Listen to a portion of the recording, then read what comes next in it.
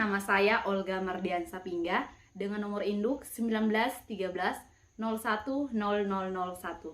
Saya mahasiswa Universitas Nusa Cendana Kupang, Fakultas Kelautan dan Perikanan, Program Studi Budidaya Perairan.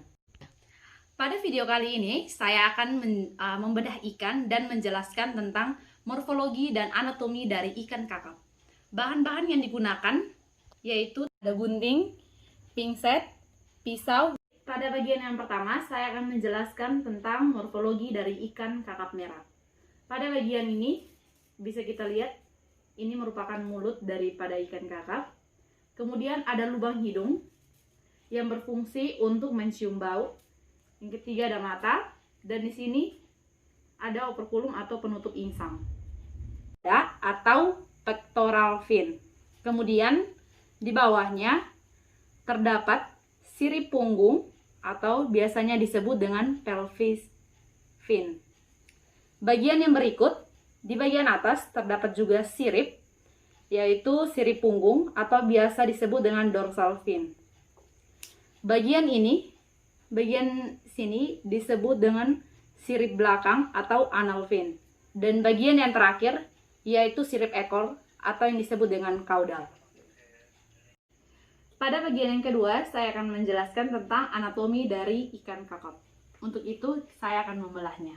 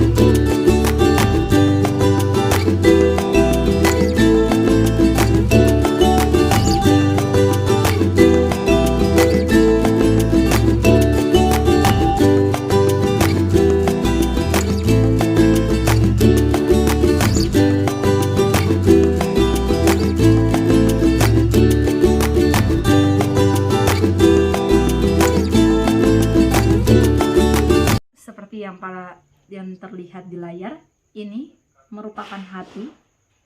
Hati ini berfungsi menghasilkan empedu yang disimpan dalam kantong empedu untuk membantu proses pencernaan lemak. Di bawah ini terdapat lambung. Lambung ini berfungsi sebagai tempat penampung makanan. Kemudian di sini terdapat ginjal, dan di sini bisa dilihat terdapat usus yang berfungsi sebagai penyerapan sari-sari makanan. Dan ya, di bagian sini terdapat otak. Kemudian di bagian sini terdapat insang. Selain organ-organ yang saya sebutkan tadi, ada pula organ-organ penghasil hormon. Yang pertama yaitu kelenjar hipofisis. Kelenjar ini terletak di bawah kelenjar otak, sehingga biasanya disebut dengan kelenjar bawah otak. Fungsi dari kelenjar hipofisis ini yaitu mengeluarkan hormon ke dalam hipotalamus. Yang kedua yaitu jaringan internal. Jaringan internal ini terdapat atau dekat dengan kepala ginjal, yang dimana fungsinya yaitu untuk mensekresikan hormon adrenokostikosteroid yang mengontrol proses osmoregulasi dengan cara mempengaruhi ginjal, insang, serta mempengaruhi metabolisme protein dan karbohidrat. Yang berikut yaitu sel kromafin. Sel kromafin ini terdapat di sepanjang vena postcardinalis.